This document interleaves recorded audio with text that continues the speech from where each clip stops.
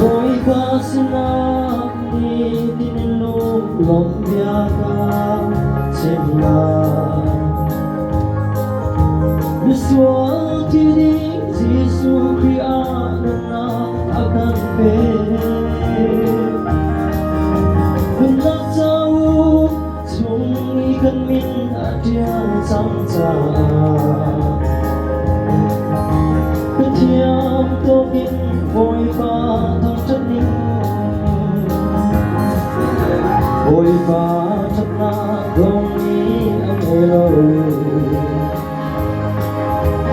Rau tiêu tất xa cha đằng na Vội pha chất na rêu theo si u lệ nam đều đề Lung lom na kin akade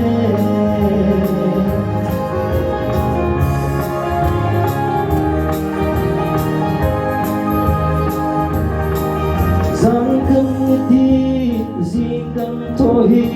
thiêu ti có na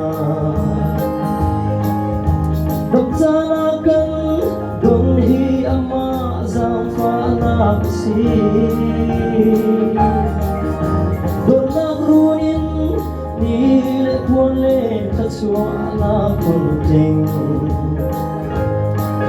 vội qua xin cần đồn miếng si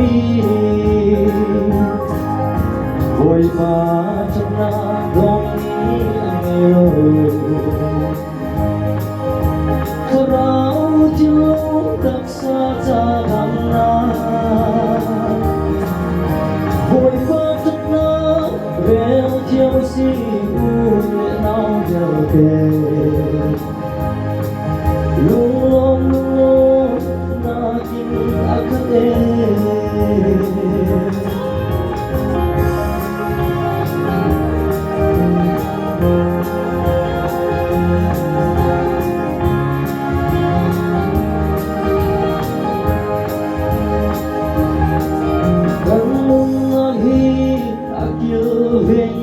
thật na in cho ni tin cần ai thiên thiên akan pen song sa cần chúa cho tin ngạc du ama thật xóa na cần đi khó mi về trong lâu vội pha chân na gom ni ang elo